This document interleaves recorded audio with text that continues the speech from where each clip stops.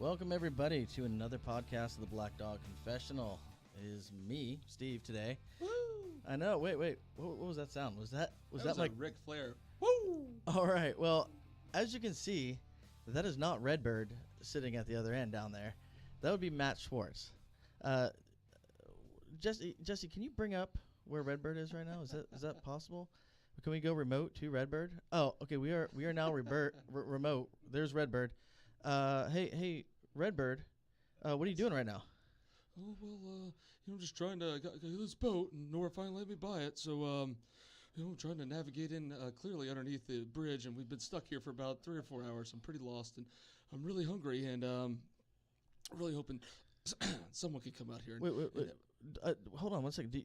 I didn't think you knew how to actually put your boat on the trailer. How are you going to get in? Well, the guys were nice enough to put it in the water for me, so I'm good now. But I don't know what I'm gonna do when I get back with it. So I'm not sure. I just don't know. Okay. Well, we'll go back to the podcast then. I'll see you later, Redbird. Have a nice day.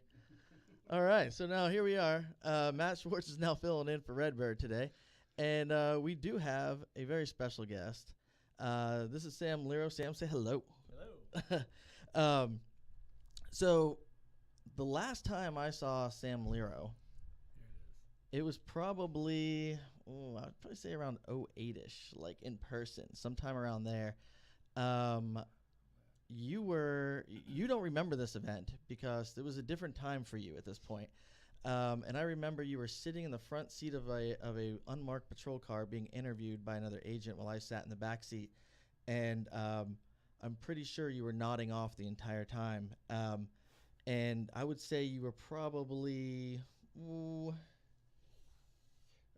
40 pounds lighter. And you were definitely in a different phase of your life at that time.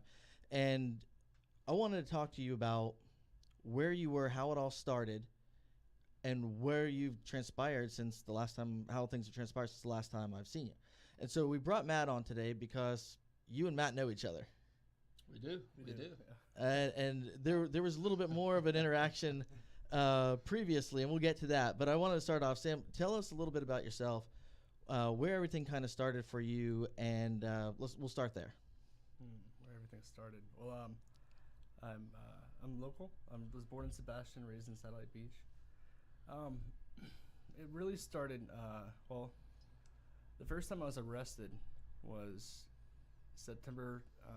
This was back in, I guess August or September of my senior year. I vandalized my high school. We filled the keyholes of the administration building with Gorilla Glue, so that they couldn't put the keys in. And then I got a battery charge, and I ended up going to a level 6 juvenile facility for about 8 months. I learned a lot about the streets there.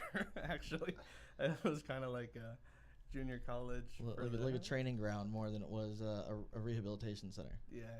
I had to fight a lot. Anyway, so I got out of there, and it was weird. This is 2007, 2008. I lived with some friends for a while in Melbourne. I got in trouble over there. I moved out. I moved over to Indian Harbor, and I had a lot of issues with my identity, figuring out exactly who I was in life in general. I really had no idea of objective purpose. What is it? Why do I exist? Why does the world exist? This is all just. I had a tattoo of a chaos star right there. Basically, I believe that everything was just chaos, and that was kind of the rule, that there was no purpose, kind of nihilistic. Gotcha. That was kind of where I was at. And around the same time, there was the OxyContin epidemic in Florida. You'd go to, at any given time, if you went into Brevard County Jail, literally 9 out of 10 out of people in the dorm had a prescription OxyContin. I'm not exaggerating. Because at that point, doctor shopping was up. There was no national registry or state registry under PDMP. None of that stuff existed. And then obviously, I believe at that time you could get like an 80 oxy for like $20. And on the street, yeah, absolutely. On the street, on the street, talking about it. And then there was a lot of places that already had national systems or state systems where they were actually keeping track of doctor shopping, so the pill cost was a lot higher. So there's a lot of people that were coming down here at the time that were getting scripts really cheap. And Florida was plentiful at the time with Yeah. doctors that would write them out. Yeah, absolutely. So that you're right. There was a huge pill epidemic at the time. And so for me, like I honestly I didn't really think about. I didn't have any. I don't know why I thought it would be okay. I guess maybe that song Oxycontin. I just heard it too many times. You know, Three Six Mafia. Is that yeah, the Little White. I mean, maybe heard the song too much, but for whatever reason, I got into it, and you know, I started dating a girl who was into it, and one thing led to another, and snorting led to shooting, and then like the biggest thing in all of my addiction was the needle itself. Eventually, I mean, I've injected everything you could put in a needle. If it was water soluble, and even if it wasn't, I tried to figure out a way I could get it in a needle to shoot it up. Oh God! And it was. I mean, if I ran out of dope, it would be just water. Just to shoot it up, just to see the blood on. It was something about seeing the blood go up in the needle. And you know, I'm a believer now in Jesus Christ, and we have a sacrament of, you know, the body and the blood of Jesus, and it's what He's done for us. He gave us His life freely. He gave us His body freely. He gave us His death freely, and He gives us His resurrection freely. But for me, there was like a twisted, like a perverted sacrament, just to seeing breaking the drugs down into the water and sucking it up, and seeing the blood go up into the needle. And I think that on a subconscious level, I wanted to die. And instead of, you know, taking the body and blood of Jesus for life, I was taking the sacrament to death, and that's where I was kind of trying to end up. And so, I mean, that's what brought me down to 135 pounds. You know, that's what brought me nodding out like that. Oh yeah, I can tell you the last time I saw you, you were what a lot of us have been trained to see as very close to death. Absolutely. You know, very close to death. And most of the time when we have the conversation with people of, hey man, you can come out of this, but you have to make that decision. I can't make that decision for you. You know, I can't hold your hand. That's something a human has to make on their own. I would say a large percentage just say whatever and walk away and never change, you know, unfortunately. You know, there's a very low number of people that I've actually seen come out of it. Unfortunately, and the other thing too is there's probably a lot more, but because we don't see them anymore, we just figure that you fell away. Like until I heard your story a few years ago from Matt pushing it out, I had no idea what happened to you. Last time I saw you, you were getting ready to go to jail, and so I figured I had moved on. I figured you were still doing the same thing. So then when Matt sent that story, I was like, well, that's awesome. When you were going through the whole doctor shopping phase and using, you know, you brought up the fact that you were trying to figure out your identity, who you were.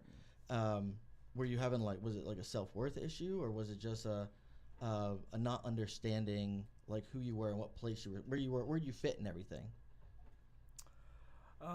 Well, I hated cops. I really hated authority. Again, I mean, look, Matt was the one talking to you all the time, so I mean, look at that face.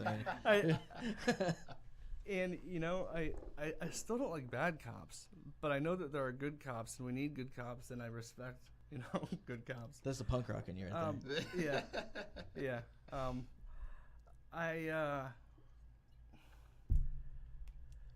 Man, a big thing is I guess you could say self-worth, but I mean I'm gonna get theological. It's you know, we were all created in the image of God. Like we were created for a purpose, and it's to love, to live joyfully, to bear fruit, good fruit, love, joy, peace, patience, kindness, goodness, faithfulness, gentleness.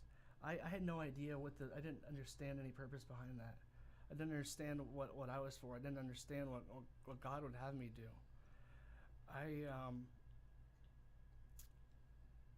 And honestly, it hurt. I around the same time, a lot of my friends were were graduating from college. I didn't understand, is this what I'm supposed to be doing? Maybe we're all created to go to school and just make as much money as you can. Well, guess what? I'm not going to ever make any money now because I have this arrest record and I have this addiction, and really had no. Well, is it to be a father or to have relationships? Well, my dad was never really around, and I don't know, how am I going to be a dad? I really just death and hopelessness were all around me. I guess that's That makes sense. yeah. And yeah. Where, like, when you talk, all of that was around you. Where was part of the use of drugs an escape tool, like to kind of numb that, or was it just, like what was the purpose? Obviously, you can say that sober you would have had all these issues, but were you trying to figure out a way to numb it, or what was it? Just what brought you to that point? Yeah. I suppose it was also acceptance, even like wanting to be the guy with it. I sold drugs to people, but I wasn't making money. It was a lot of it just so I would be the guy, so I had what they needed. Yeah. I wanted to be the guy with the stuff. That's what I bet you. That's how you were. Isn't that sick? That's it's exactly pathetic, how you were. Like I wanted to be able to. I don't know. I didn't like cops. I didn't like I didn't like authority figures. No, I get it. There's a lot of people that are looking for that acceptance. But I also I wanted to help people beat the man in some way. It makes sense, man. I get what you're saying. Yeah. I mean, it's really sad.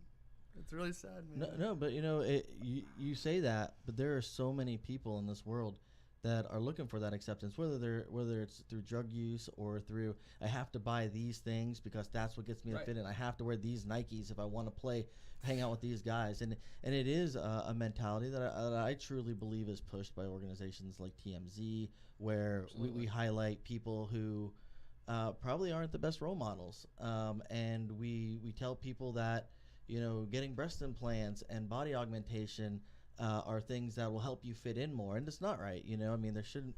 I mean, we were talking about it earlier. You and I, we're not going to the gym anytime recently. We haven't been to the gym anytime recently. And for you, you made the comment to me before. You were 135 for a long time. You're gonna ride this out. I'm chilling.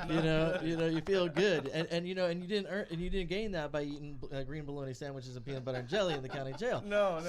So I mean, so that makes you feel better. But there's a lot of people who are constantly looking for that acceptance in one way or another, and that's and I think this goes back to the self-worth thing. I think everybody goes through that point in their life where they're trying to figure out where their place is. I mean, we all did it, man. I rolled in the punk rock scene for a very long time, and for me, my the guys that I was touring with, hanging out with different bands, enjoying that life. It started to lose its meaning when they started to lose their cause. And you know what I mean? Like the band had a cause, and then when they started to change what their belief system was, at least to the public, to me, it lost that. Well, a big thing for me was, I mentioned it very, very briefly, but I was in a crew for a while, and we got arrested. This is my first arrest as an adult. We got arrested in Melbourne. We went to a house, there was probably 12 cars. There's like 40 people involved, and we were just trying to get. I'm good friends with the people. I was friends before with the people who were going to get, and I'm friends with them now. But we had just had a falling out. Anyway, we smashed out all their windows. We're just trying to get in. Anyway, we ended up all leaving before we could get in there to get to them. I was in the one car that got pulled over, and I got arrested for criminal mischief and committing a felony with a weapon. And anyway, after that, I moved out, and I started I said I was on lay low for a little bit, and one thing turned into another. You're gonna lay low says that, I don't want to hang out with you guys anymore. To screw you guys. That kind of telephone game. He said, she said. Right. And next thing you know, I got set up at I really thought these, like, in my mind, this is my family. These are my brothers, and I thought they had my back through anything, through thick or thin. I thought they would never betray me. But I ended up, I mean, I got jumped 12 on 1. They took the boots off my feet. I crap myself. I'm sorry, but No, you're good. it was really. We're very raw here. We're very It raw. was People appreciate the honesty. it was really, really bad. And like, so out of that, which was already, and like my dependence on other people around me for my identity was already trying to fill a gap that wasn't there. Looking for my father, but really, I was running from the truth. I was running from peace. I was running from hope.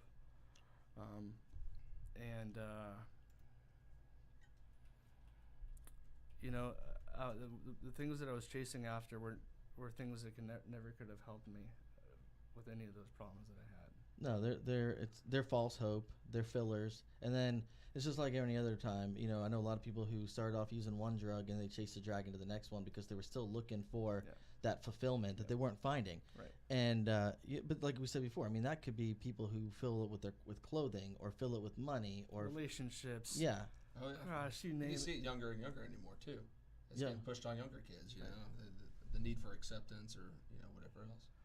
Yeah, and I was even in 12-step groups for a while and stuff, and even in there, I'm not gonna just the sexual depravity and the sexual sin in there. The people, you have people up there who's getting patted on the back for having 10 years sober, in there the stuff that the people. I don't want to go into details. They call it 13th step, and you see it everywhere, and there's nothing wrong with it because they're not getting high and they're not getting drunk, but they can. And so, like, I realized, like, a big thing is, where am I looking? I'm looking for my identity. I'm looking for wholeness. I'm looking for comfort in all these different areas. Where is it going to be?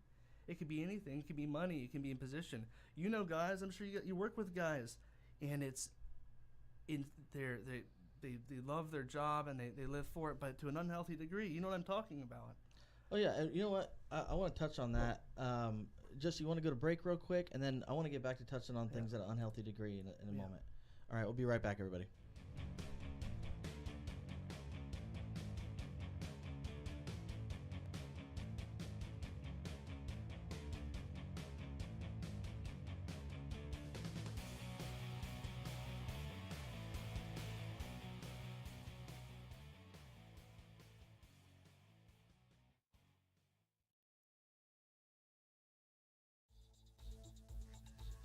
Are you new to a leadership position?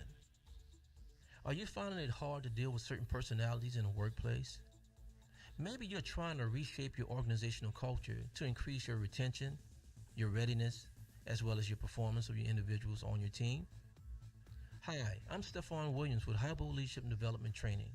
I welcome you to contact me to kind of explore some things that we can do to help you with your people needs. We're in the business of human capital performance on the professional side as well as the personal side. If you're looking for a motivational speaker to open up your convention, contact StephonWilliams.com. If you're looking for someone that's going to help you redefine your own personal leadership style, contact StephonWilliams.com. If you're just looking to take your team to the next level, contact StephonWilliams.com, and that is STEPHON Williams.com. Highbowl Leadership Development Training. We look forward to seeing, hearing, and working with you.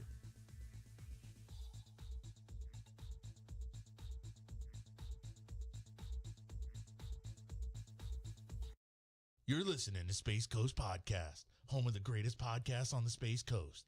If you're interested in becoming a sponsor or having your own show, email us at spacecoastpodcast@hotmail.com. Space Coast Podcast. Talk hard!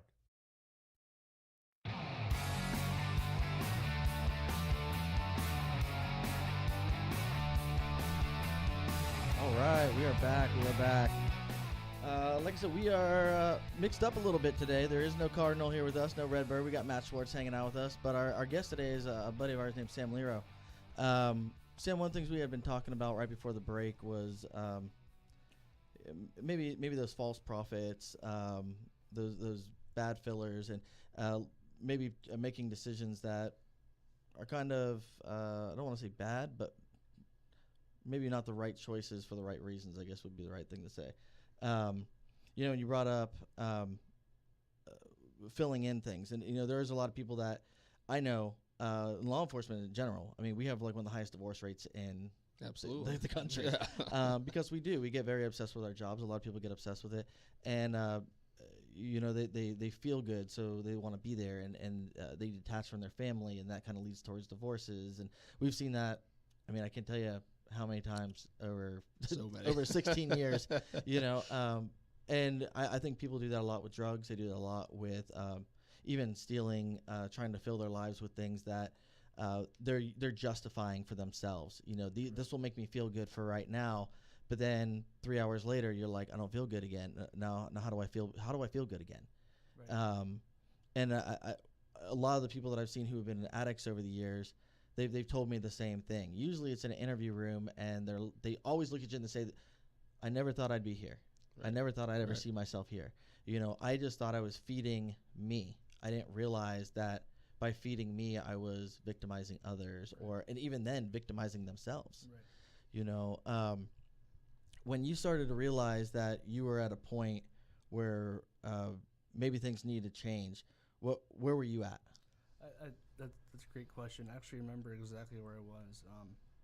It was July 4th, 2011. I was with my stepdad out front in the driveway, or we were lighting off fireworks or something, and somehow I just realized that I'm not capable of caring about anyone. I just realized, like, I was like 135 pounds. I had a needle on my arm sometimes 30 times a day. Sometimes it was just water. Sometimes it was I used to take the cotton with the powder of the pillows or whatever. I just flick it against the wall. Sometimes I had no more dope. I'd go get a cotton off the wall and see if I can get any dope out of it. But it already, I mean, do you want? You don't know what? No. no. We want you to be real, man. Yeah, You know, no. I'm gonna everything. be, No, we're very raw Yeah, here. We That's think it. people need to hear. People do need to hear it, man. Yeah. It's absolutely, yeah. Yeah, no, I was as sick as it gets. And anyway, I just realized that my lifestyle and my value system, I guess you could say, everything about my outlook, my worldview, made it impossible for me to care about anyone or love anyone, right? And then I got arrested. The last time I was arrested was September 29th, 2011, so it was a couple months later. And I was at anyway, long story short, I got arrested again, and I'd already been arrested once before for this guy over here. But no, It was my fault. It was my fault. No, it's not his fault. No, it was his fault. But when a certain friend of mine arrested me in 2009, that was a felony arrest, and I got withheld adjudication because it completed felony probation, and that's normally they give you one go around. Yeah. And then at your next felony, you get it withheld, you get adjudicated. And so I got another possession charge, and I realized, like, I'm going to prison or I'm going to die, or I'm going to prison or I'm going to die. Like, that was it. Or I'm going to end up going to prison and then get buried out back. And really, that's what when I think about my life and where it should have gone if but for the grace of God. I think about I probably would have been in the prison and probably would have died there somehow. And I just think about being in the prison, in the graveyard behind the prison. Anyway, But you were already you had already imprisoned yourself. yeah, so are you kidding me? I was walking dead. I was walking Yeah. a walking inmate. Yeah. Yeah. Anyway, September 29th, I got arrested, and I realized one night I made plans to go to rehab. The night before I went to rehab, I realized that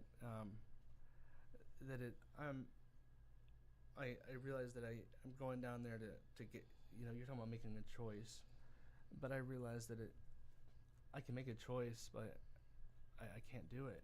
I realized I couldn't do it. I can't do this. I can't change myself. These things that I'm doing them because this is who I am. I've listened to somebody else on your show before. People say, this isn't who I am. This is my addiction. No, I disagree. You can be an addict, but those things that you do, they're still you. I was still responsible for those terrible things I was doing. Right. It's a choice. It is a choice. Yeah. It is a choice. And I was, but the thing was, my heart, who I was, made me want to choose bad things. And I realized that, part of me realized that, and that hurt, and I didn't want to do these bad things anymore. But if that's who you are, you know, you can a tiger change his stripes?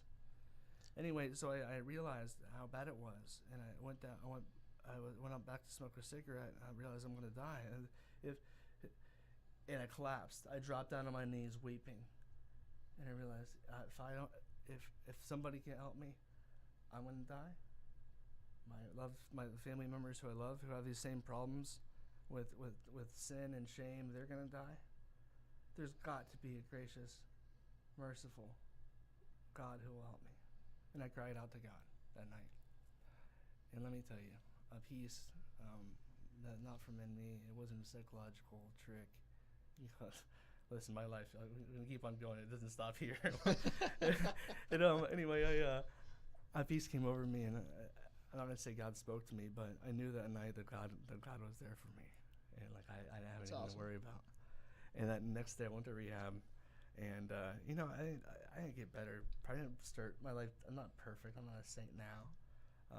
You know, but about 6 months later, you know, I cried out to God, and I realized that, like, you know, you can cry out to God, and then that was in the 12-step rooms, and at that time I had like a God of my own understanding, and you know, God is gracious and God is merciful, and He'll work with that. But I realized that God wanted me to know Him for who He is. Now, you brought up something pretty interesting where you talked about you kind of had accepted the fact that you had this mentality that you were a bad person, or that you had justified it in some way. I think a lot of people do that. I've done a lot of interviews with people, and one of the things I always ask is, you know, what got you to this point, and why are you still here? And a lot of people just say, this is who I am. And they've accepted it to the point where you almost feel bad because it seems like they've given up on themselves, because they just accept the fact that this is who they are. Yeah. And I think from the outside looking in, like, I see more. Like, I'm like, no, you could live the life you want to live, yeah, but it's a hard road. It's not. It's who I was, but it certainly wasn't who I was meant to be. Right. Absolutely. No, it's not who I was created to be, and it's not it wasn't my fullest. No. God created me to be to show people His love. God created me to be His son, to be that for relationship with Him. God created me for relationship with other people around me. God created me to be a beacon of hope, a beacon of light, a beacon of who He is. We talk about the image of God. What does that mean? The thing that changed, when everything really changed for me, right? This is when everything really changed. Is when I realized that my purpose was for the glory of God. What does that mean? It means to show people in the world the way that I live. It's to live sacrificially, to be loving, to love people, but also, most importantly, to trust and depend on Him and for everything. And you know what? When you seek Him first, everything falls out into place. My relationship with my wife, it's only possible because of my relationship with God. Are you kidding me? So Jesus Christ sacrificed His life for us. That's a picture of my relationship with my wife, right? So I wake up in the morning, I know that the only way that I'm going to be able to care for my wife, right, is if I sacrifice for her. I give of myself, right? Instead of living for myself, taking, living for an addiction, selling drugs to people to feed myself, not having purpose in life. Now, instead of having a purpose to take, my purpose is to give and to sacrifice. And isn't that the whole concept behind the ring itself? Because you're sacrificing for that person, and that person's sacrificing to you, and that's how things work. That's how a marriage works. That's right. Exactly it. Go ahead, Matt. No, I was just going off of like what you were and where you had definitely where you started that before. I think people get comfortable with the numbness. Yeah. Or just being they finally have convinced themselves this is how good I'm going to be, and that's not necessarily just with addiction. That's with, you know, you see it with abusive relationships. You see it with everything else. You start to believe that you are a certain way, you know, and you become like, okay, this is who I am. So that's who I'm gonna that's who I'm gonna be. Like that's me. That's who I am. Not recognizing their own potential in life, and a lot of times at others, you know, and it's definitely. I mean, in my beliefs is that there's intervention involved in everything that goes on, divine intervention a lot of times, but it's people being put in people's lives for different reasons. That's right. That and then recognizing you have a purpose. There's way more to your potential than what you think it is at a lot of times too. You know? Now I have a question for you. Maybe we're gonna want to talk a little bit about about this guy too. Oh yeah. We can't forget that. Well, but before we get that, I just want to ask. Well, actually, we'll do that in the next segment because I think that's going to be real cool. At what point did you develop self-love?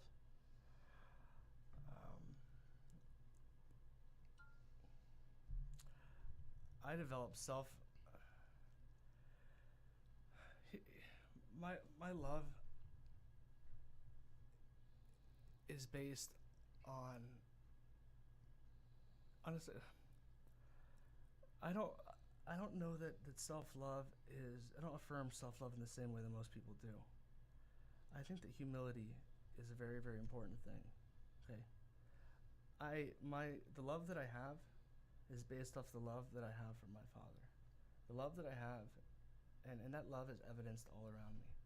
Because I think you bring up a point, like there are people that develop self-love by, well, I have everything I need. I have these toys. I have this, that. So I'm feeding myself. When then there's the humility aspect of it where maybe it runs in a cycle where you do charity work or you do this or you get involved in your church or how it is where yeah, I'm talking about the purpose. My purpose, I have self-purpose, right? I want to see people who are as broken as I am. I want to see them find hope. I want to see them find freedom. I want them to find life. I want them to find love. I want them to find salvation. I want them to find salvation.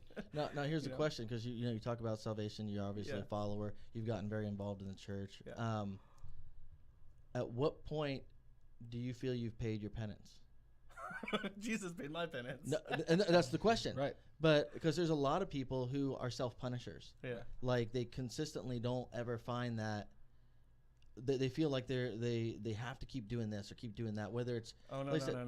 So everything I do, I've been trying to get into the jail for the past 5 years. I don't know if you guys know about this. Well, just come find one of us, man, if you really want to do something bad. No, I actually just found out about this from Mike yeah, Capola. Mike yeah. Capola just told me this whole story. Yeah. And Sam big and I jet, talked yeah. about this a couple weeks ago on the phone. Oh my gosh, that's how I know. Yeah. That's how I know you've been to jail. You just called Mike Capola by his nickname. That's All right. right, okay, Yeah. that's how I know you've been to jail. So I've been, I want to get into the jail. Like I've been up to FSP. I've been to CFRC. Like to go to people who have hope. They have no purpose. But no, they do have purpose. Wherever they might be in their life, they do have purpose. They absolutely have purpose. If they can find salvation in Jesus Christ, not only do they have purpose, but they have life. They have forgiveness. Wherever they are, they can be used to be a balm and to bring hope and to bring peace to those around them, even in prison. And honestly, when you go into the jail, it's kind of a picture of hell, and that's what it was at one point in our society intended to be. That's why they call them penitentiaries. It's a place where one can become penitent. And while people they already have a picture of the brokenness that their lives, the way that they're trapped, they have a picture of this all around them. Why not bring? Well, I want to be able to. And I know where they're at. I've been there. Right. I want to be able to bring them the hope, the thing that releases them from that. And not only that, but also I do have, like, in a practical sense, I really hope to fight recidivism. Yeah. If we can get absolutely churches in the proper way connected to inmates, connected together, I have a vision for where when inmates, there's plenty of churches in the jail. That's fine. That's great. It's great that we're going in there, and I want to be part of that too. But we need to have somewhere to go for when people get out of the jail. Right. Well, that's it. Because Absolutely. what usually happens, people find God when they're locked up, and then they get out, and 6 months down the road, they kind of start to fall away. Listen, again. man, I've been in 500, and the same guy leading prayer circle and the Bible study would get out, and literally 4 or 5 days later come back in, right? New charges, right? And same pod, same guy, and you know what? Thank God we're saved by grace alone. We are saved, but at the same time, what do you expect? What do you put somebody back out in the street, and they're in the same exact environment all around them.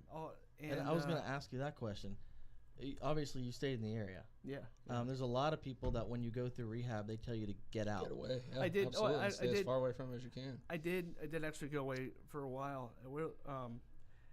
I came back up here, and I still had some problems in 2011. I came back up here for a while. I still had some issues. I ended up going to a place called His Mansion in New Hampshire for 3 months. It's a free program. It's normally a year long. and it's a gospel-centered recovery program. It's up in the mountains in New Hampshire. Beautiful place. Again, it's free. You can go to hismansion.com to see more about it. But while I was up there, my best friend Justin, he'd been my best friend since I was like 10. He was killed on a galley causeway. He was fishing with his friend. So they're shrimping, I believe, at Yeah. the time. Yeah. Yeah. I remember when that happened. And that was one of the most probably the most painful thing I've ever experienced. But at the same time, I in that moment again, I cried out to God, and He was there. And Because that easily could have been a trigger to go the other way. No, I did end up having a little slip then, but when God helped me, I forgave the guy who hit him. I mean, the day it happened, and it was such a supernatural work of grace on God's part. And I just couldn't wait to tell him about how I forgave him and about how he could have forgiveness in Jesus. Right. The whole. That's awesome. And you know what, God, and I knew even then, I'd started to study this idea of God's sovereignty. You know, throughout scriptures we see that God is a sovereign God. He's in control over all things, even difficult times. But how is that possible? It's because His ways are so much higher above our ways. And I knew that God was working together something for His glory and for my good, and that people would end up being blessed somehow through this incredible tragedy. And sure enough, God has been good throughout everything. He's been faithful to me. I've been able at my job at Medishare. What I do is I explain Medishare. It's like an alternative to health insurance for Christians. But on every phone call, I get the offer to pray with people. And I've heard horrible tragedies, people suffering, and people going through difficulties, talking about addiction, talking about this. And then and I get to talk to people about God's goodness in all things. And God has placed me in a position to be able to minister to literally thousands and thousands and thousands of people over the past 6 years. And before I was working at Medishare, when I got back from His mansion, I knew that God had called me to serve in some way, but I was like, you can't just go knock at the door of the church down the street and say, hey, I'm going to be your pastor, guys. But the next day I went down to the sharing center, asked them if I could volunteer, and I just started working in the client services department. You know, people get out of jail. If you can't find a job, go volunteer somewhere. Not only will it uplift your spirits, but it gives you something to do, and it looks good on a resume. And you know, God would have you do it, I'm sure.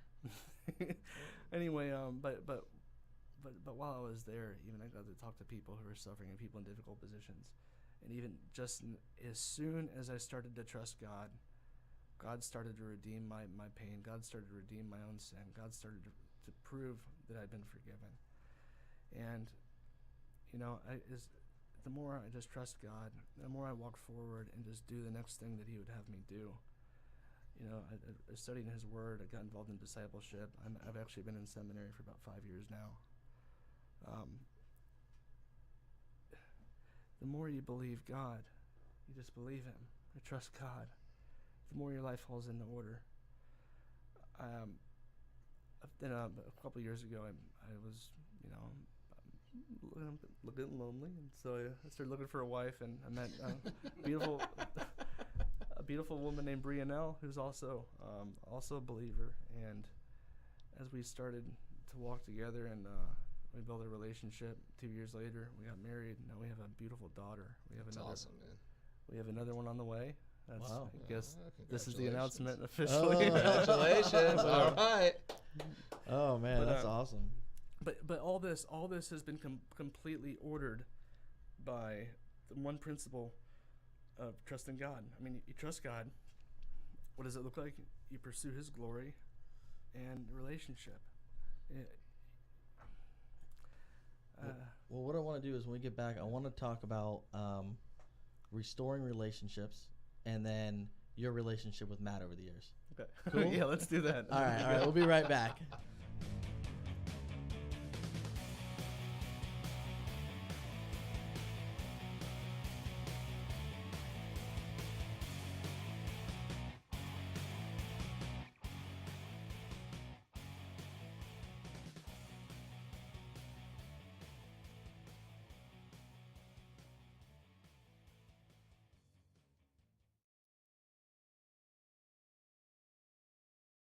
You're listening to Space Coast Podcast, home of the greatest podcasts on the Space Coast.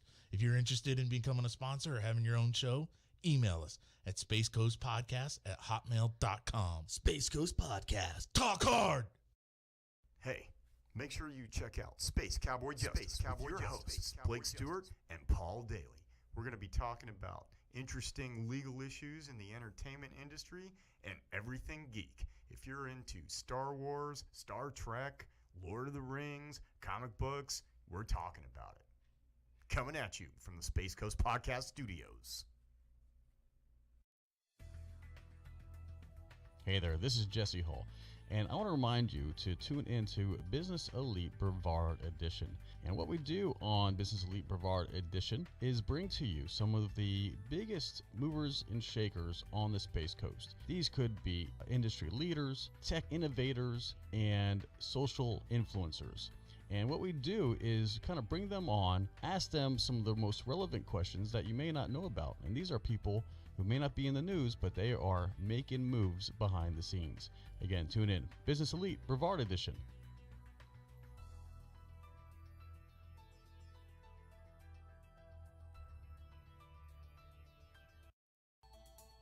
Jesse, have you ever wondered what is the best way to interview applicants for your open position so you have the best chance of hiring a keeper? All the time. Well, I talk to managers every day, Jesse, that use their gut instinct to make a hire. Sometimes that works out, but more times than not, it can lead to a bad hire. Replacing a poor hire can be expensive and hurt morale. One of our most popular service offerings at HR Office Savers is teaching employers how to be better interviewers. Improved interviewing techniques lead to better hiring, which leads to better employee retention, which leads to less turnover and more profit. Contact me today to find out how you can learn to be a better interviewer. I can be reached online at www.hrofficesavers.com or by phone 928-308-4506. Again, that's 928-308-4506. 928-308-4506.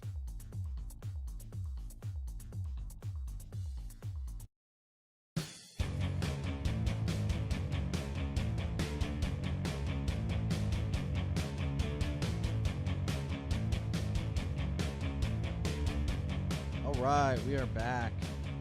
Once again, I got Matt Schwartz with me today and good old Sam Leiro. Sam, one thing I want to touch on, restoring relationships. Obviously, during the period that you were kind of in and out of jail, there was addiction issues, everything that was going on. There's probably loss of some relationships and maybe loss of trust. How did you go about restoring that? And because a lot of times it's one thing to say it, it's another thing to prove it. How did you go about doing that over the last several years? In terms of relationships with who specifically? Could be family, could be friends. I didn't have a lot of relationships that I really wanted to restore for a long That time. makes sense. That No, makes no, sense. Yeah. Yeah, to be honest, I don't have a lot of extended family. I have in the past few years, my relationship with my father has grown and blossomed. He's had his own issues that he's struggled with, and he's done a lot better over the past few years. And as I'm able to have relationships with people now. So Yeah. as he's also able to have relationships with people, that's been wonderful. No, question. Obviously, Matt and I, we knew you before from Right. our law enforcement careers. How now that you're in a room, sitting down, talking with two guys who are in law enforcement about all this stuff, is that weird? Is that like a weird concept to you, or? Honestly, this was terrifying. No. This is no. You have no idea. So here's the thing, I still know, like, you don't talk to cops. Especially You do today, Sam. You do today. You don't especially about your crimes. You gotta be selective about what you tell me. Like, the sure thing, statute of limitations, all this stuff. Yeah. No, and to be honest, it has been kind of scary. But honestly, it's beautiful. It's really it's surreal. To be in a place where God has redeemed. He has redeemed so much. He's redeemed my past sins. He's redeeming relationships, but honestly, I mean, let's talk about that. Why don't you first tell You me? want me to go first? Yeah, All right. you go Hey, first. guys, this is the Sam Leiro show. Everybody. So I'll start out. I'll start out with the first time I met Sam. Is that good? Is that where you want me to go? All right. So I'm working midnight shift at South Precinct. I'm a young buck deputy. I'm like 23 years old, something like that, 24. So And you talked all the time on the radio. whatever. You only worked with me one night a week. Don't worry. Your wife works with me all the time. She had to deal with me, not you. I'm working beachside, and I'm sitting out in front of the sports page up at Satellite Beach. And it was a busy night. Like, I got bogged down with reports. I'm like, all right, we always had problems there. I'm like, I'm going to sit out here to make sure a problem doesn't happen, right? The marked patrol car out there, it's going to make sure that, like, nobody does anything dumb out here tonight. Like, I'm here. There's not going to be any fights. Nothing. Everything's going to... I'm just kidding. Everything's going to go smooth. So I'm parked, and I'm backed in, and I'm, like, visible. I'm making sure I'm visible. And all of a sudden I see someone that I later know as this man sitting next to me over here come walking out of sports page, and I watched him bounce back and forth between there and another establishment that's over there. And That's right. a few times, yeah. And I'm like, this guy's busy. He's up to something. There's something going on with him. And I watch him walk behind a newspaper stand that's out there and bend down and pick up a bottle of liquor, open it, look at me, and see me, like, make eye contact. And I'm like, what are you doing, man? I'm trying to get work done out here. Like, come on, you're not going to, oh, no, he did. He took a sip out of it. Zero tolerance at the time out there. So I go and stop him. I'm like, man, right away, it's like profusely sweating, like, oh my God, I'm so sorry. I'm only 19 years old. I'm like, so you're not 21. Okay, what else is up with you? I'm going to be, I don't know. And he starts going all over the place. I'm like, all right, we're going to cuff up for a second, I buddy. was Like, so heated. I know. I saw it. And so I'm like, we're just going to put handcuffs on for a second. Let's just see just chill out. I believe at the time you had, I know, the first thing I pulled out of your pocket, you had a weighted glove on you, and you told me you'd just gotten jumped by a bunch of people. It was like right after. Yeah. And then I pull a scale out of your other pocket. Mind you, how this man, now listen, Steve Fernez, you have seen the jeans that I wear.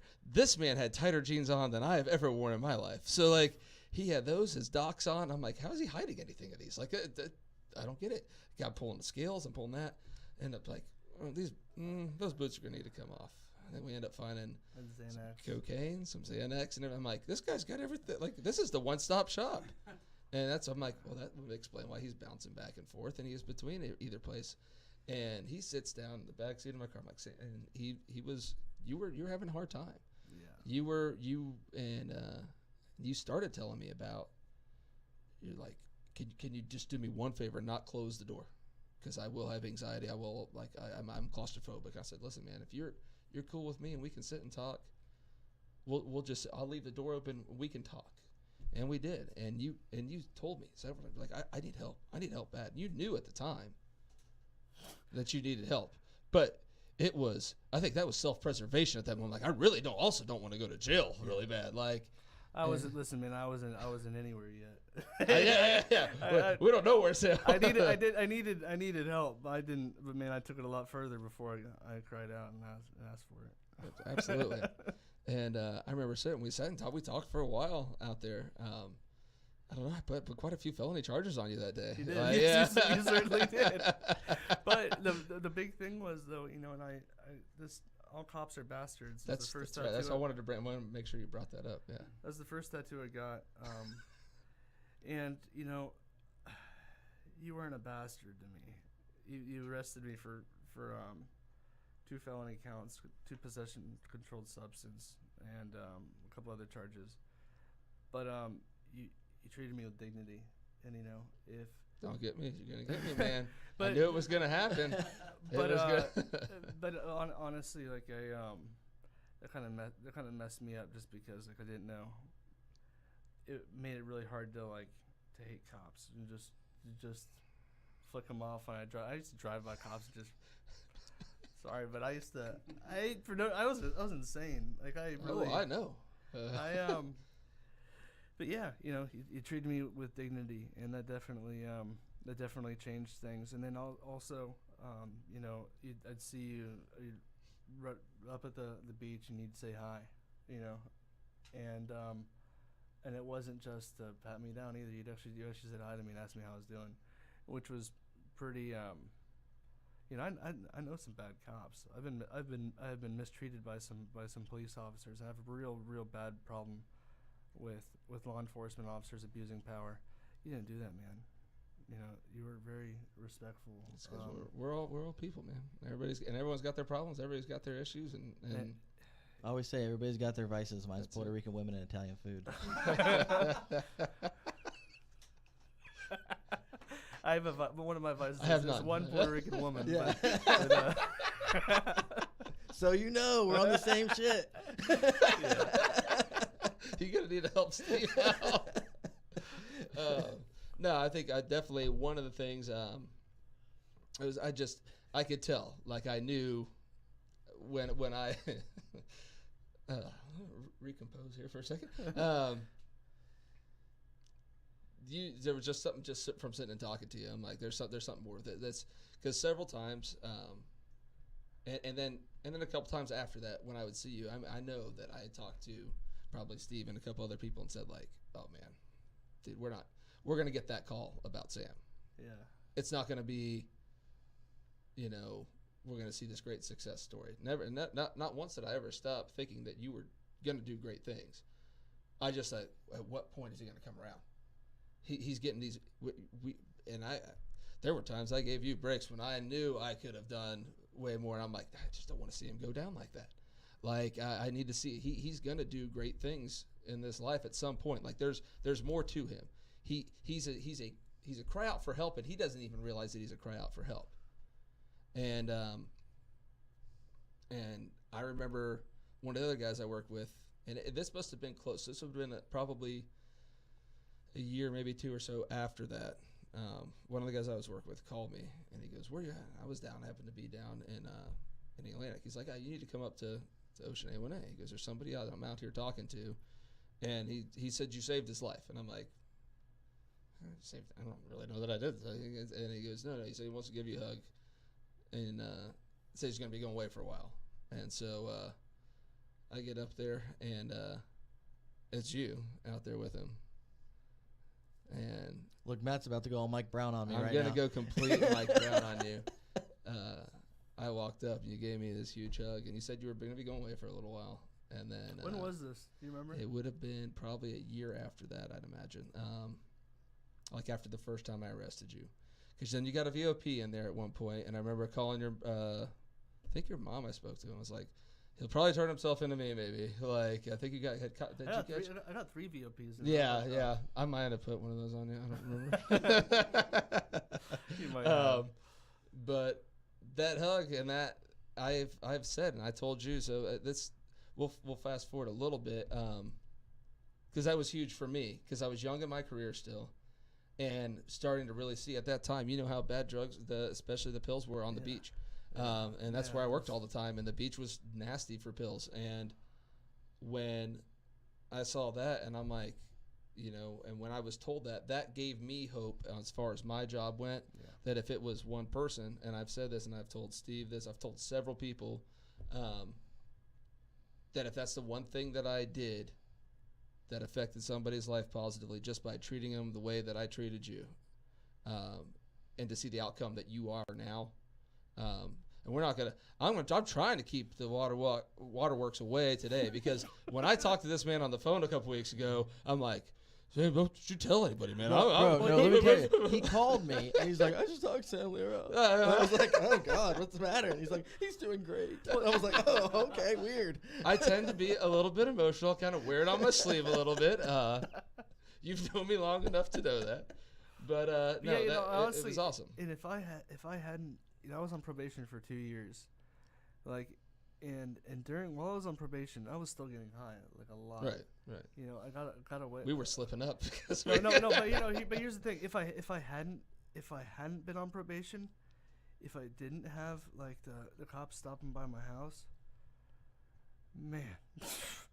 Oh, man, I went by. I mean, I remember going by his house regularly. Like, a lot of I remember several times going by. Oh no, Sam's asleep. I'm like, well, he's gonna make. We're just making sure. We just want to make sure. You know. I took a special interest just because I knew. Yeah. And look, I mean. And I remember one time. I'm not gonna mention any names, but he came up to me at up at the beach, and he said, "Hey man, you been hanging around any of these so and so's?" I said, "No, why, what's going on?" And he said, "Well, you better not be because this guy got arrested the other day, and he said he was wearing your shorts." I said, "Shorts? You know that's not true." I did actually. I'm not gonna mention any names. You brought that up. He goes, "That's." Yeah, but yeah, it's and yeah, I man. said, I know it's not Sam because he wears Docs and skinny jeans. That's true. Yeah, no. I forgot about that. Yeah, but honestly, since September 29th, 2011,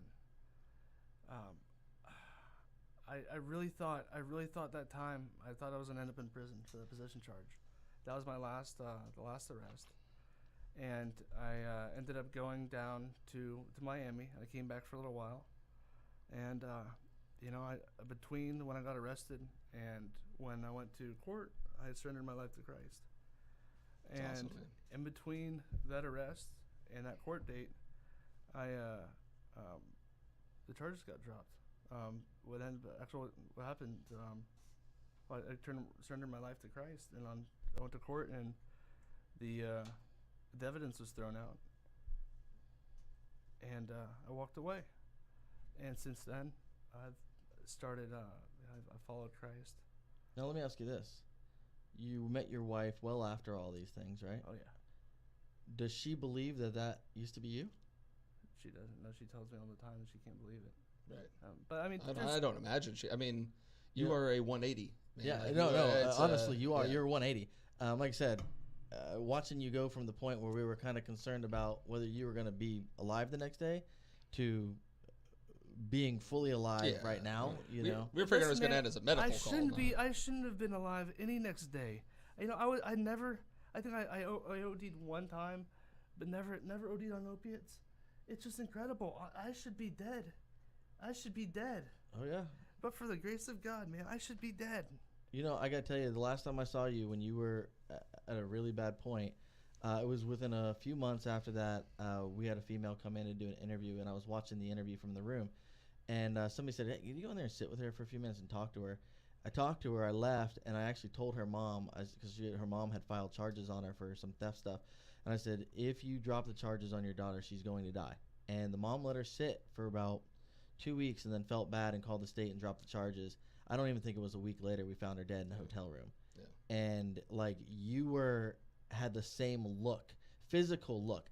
You didn't have the same look in your eyes that you had given up, and that was kind of a good thing. It's a huge thing. It was a huge thing. You can because tell she had the look that she had given up, and she had accepted it, and she basically told us, "Go F off," pretty much. And we were like, you really need to get help. And she was like, "I'll do what I want. I'll see you later." And she was no more than 19 or 20 at the time. And I just remember having that conversation, but it was well within a couple of months of you being hooked up for something, and seeing your reaction compared to another person's reaction, you can definitely see there was more, that you had the capabilities there. You are what every single cop that worked, like Matt and I, we want to see this. Yeah, absolutely. Every interaction that we've ever had with anybody who was an addict never faulted you for being an addict. Nope. We faulted you for Addiction maybe happens, stealing or for other absolutely. things like that. The other stuff that comes along with it. Yeah. with it. But our whole hope is that you find whatever it takes to get you to that next point, to get out of that. No matter what it is. For you, it was finding religion and finding God.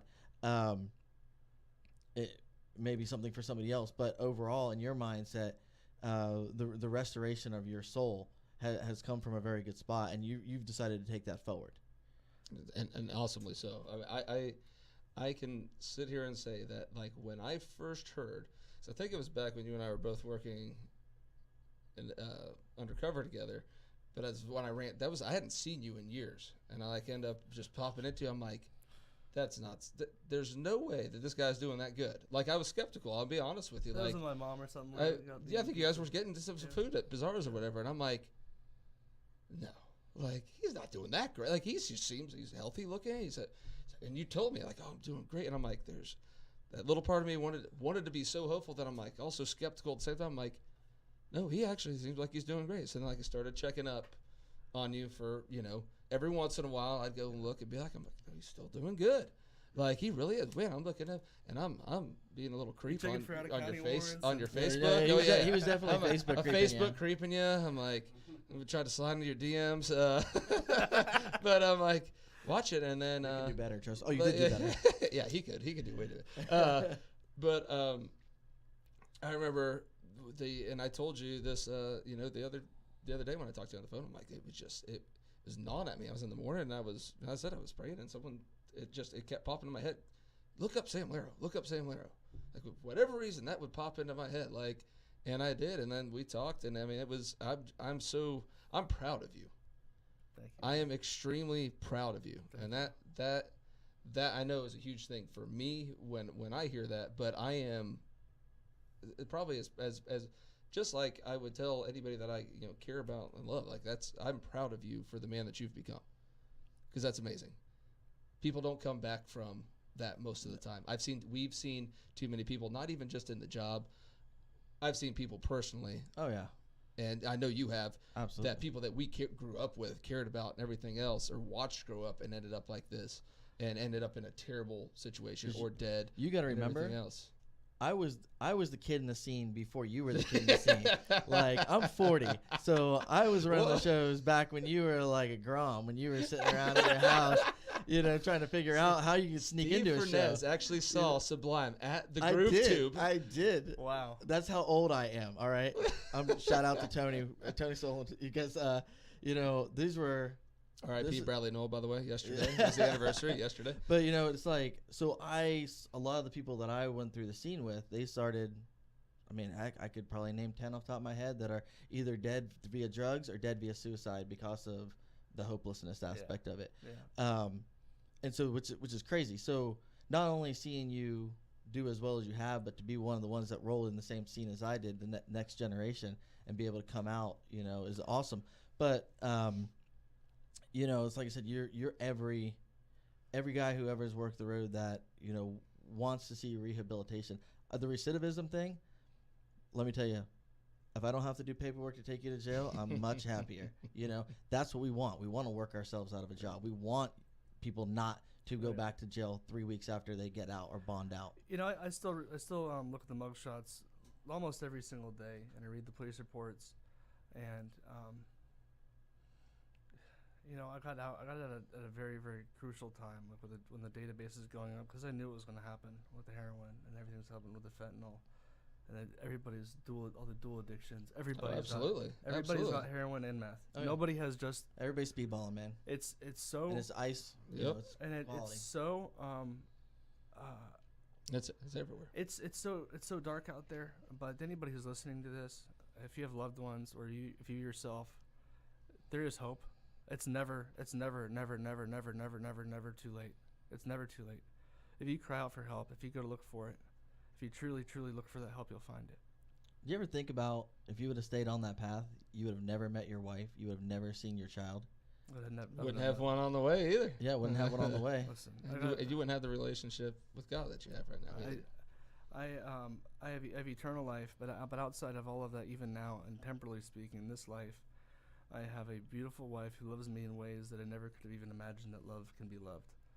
I have a little girl who runs to me, and she wants to give me hugs, and she kisses the kisses in the morning and stuff. She calls me Dada.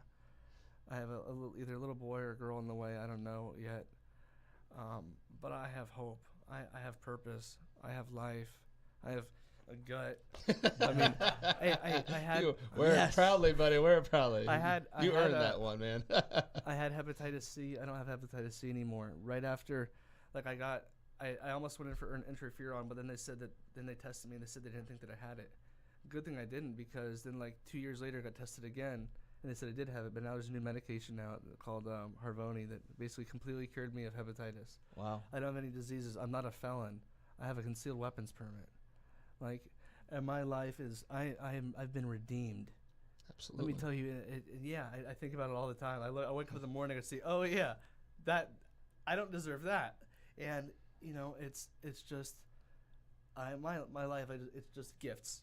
Sure. Gifts. I wake up in the morning and go to a job where my manager, my coworkers, they care about me. I have a church with people who love me there. You know what shocked me? Matt, how long ago? You posted up the story where it had your mug shot. And that's a couple years. And it was a couple years. And I remember when that popped up, I automatically shared it because it caught me off guard. Right. I looked at it and I was like, this is the same dude that was like this. Oh yeah, we in the talked front about it. seat of Like the he car. called me. He's like, "Are you serious?" I'm like, "Oh, that's Sam. I'm out." Yeah. And to see that and then continually see some of your old associates, Yeah. but in the other side. I used to Yeah. think I didn't nod out. Oh, bro. Oh my God. No, I thought that I thought that I only nodded out like when I was ready to. No. Oh, I know. I didn't think I just did either. But I was just like, dude, Sam. Yeah. There might even be a recording, and I'll have to ask Gish, but there may even be a recording That's somewhere where you're talking, and all of a sudden he goes, "Is he drilling right now?" Like, because you went out and like in the middle of the statement, and you were just a witness at that time, and you were like, and he's like, "Is he?" I'm like, "He's Oh yeah. and you're like, and. I used to have and I to was do like, my whoa! He just continued his and- sentence like 30 seconds after he Depending jumped on off. when I would catch him, like out and about, and catch up with him. To me, there were times I had to do like the Sam wake up, which was. Oh, yeah, now we're back to the story. Okay, Focus. you got it now. Now you got it, and it'd be like, man, I'm like, how is he doing that? But you would always you bounced back into the conversation like pretty you would quick. pick up your sentence. There is a level of blindness though. When you gotta realize there's like I said, I didn't think that I'm not out. Right. When you're out there, it's weird. People have no I'm idea. sure, I They can have no imagine. idea how bad it is. I can't even. They don't know how bad off they are. They don't know. You look at them and you say, I would rather be dead than be in this state, and they might think that they're doing just fine. They're thinking fine. That they're doing just fine. Right. Man, but that being said, I wasn't doing fine. Right. I wasn't doing fine, and now I'm still not perfect. I still have struggles. I still have anger issues, and there's all sorts of stuff I gotta still overcome. Absolutely. Oh, But now all I of have, us do. but now I have purpose and I have hope, and I have eternal life. That's it. You can't get any better than that, man. That's it. It doesn't matter. Whatever you did in the past is what you did in the past. That's right. That That's is right. not Sam Leiro No, now. it's not. No, it's not. Not even close. No. Now to wrap everything up, like I said, Matt's pretty much already said it. We're totally proud of what you've done, Thank you guys. and what you continue to do. Anytime we can sit down and do something like this again, I'd love to talk with you more, and continue everything that we've already touched on, because I'm sure you're going to go home after this and be like, oh, I can think of this, Yeah, and this this. would be Yeah, cool. yeah. You'll think. And I'd love to sit down with you again. We love your story. We thank you for giving two old cops hope. Man, do you realize that we're calling ourselves old cops now? Well, That's scary, even in and of itself. yeah, no But, kidding. like, You But guys are kind of yeah. over the cop hill though. oh man, No, I went there. No, I went there. damn it. We liked you until then. Screw everything. Never mind. Forget everything Sam just said. But like I said, thank you for coming on today. Matt, thanks for joining us. Oh, Redbird, absolutely. we Anytime. hope you figure out how to get your his boat on a Is trailer. he still stuck out there in the intercoastal? I think so I'm going to so. have to head that way here in a little bit. If I need to, I'll go by. I'll throw him some water. What's he gonna say? No, you may have to take Nora and the kids home. I'll take it. If they need a ride, he's probably needs. I don't know. I just feel bad for them being stuck out there with him right now. That's kind of more the problem. Damn it, Nora! I need some peanut butter and jelly Sandwiches. You didn't bring me. You didn't pack enough. You didn't pack enough Uncrustables for me.